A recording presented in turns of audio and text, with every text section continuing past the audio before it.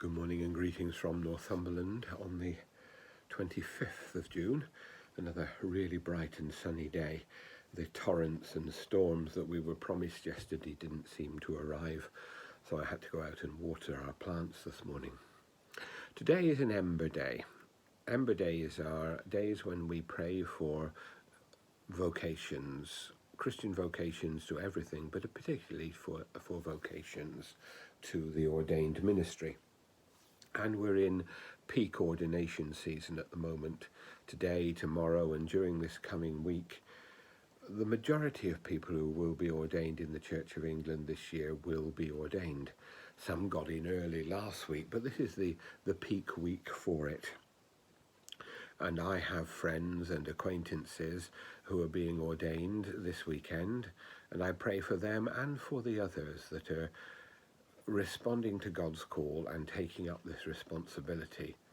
And I also pray that others may follow them and that the ministry of the church may continue to flourish.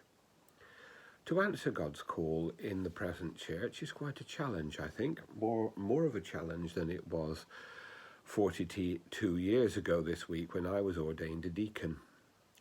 Because there are factors in the church and there are groups in the church who certainly don't seem to value the ordained ministry as much as was the case even 40 years ago, and certainly as was the case 50, 60 or 70 years ago. But priests and deacons do the work of God. They respond to God's call, and they respond at a degree of sacrifice to themselves, a significant sacrifice compared to their earning power and their standard of living in the world.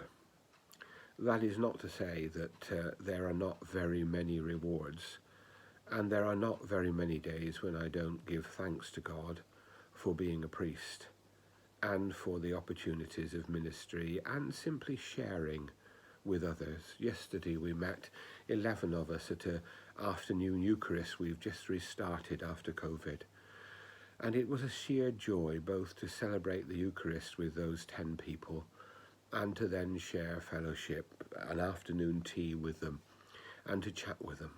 It was a great and a wonderful thing to do, and we enjoyed it very much, and I found it a privilege to be part of it.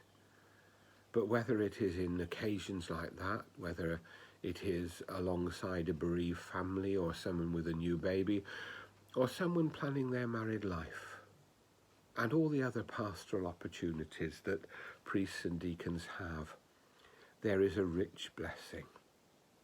And so we pray for the church, for the rich blessing of priests and deacons to continue the work of the church, and that all Christian people, and this is very important, should reinvigorate our own sense of vocation. Priests, deacons, bishops, church wardens, readers, treasurers, secretaries, people who serve on a PCC, people who come to worship week by week and take that Christian faith into their living in the world. We all respond to God's call, and we all need the prayer and support of our fellow Christians. So we pray for those being ordained, but we pray that we all may listen to God's call and, like the disciples, follow Christ. May God bless us. May God bless the people of Ukraine, the people of Afghanistan, and all who suffer. And may we know God's presence and call in our lives today.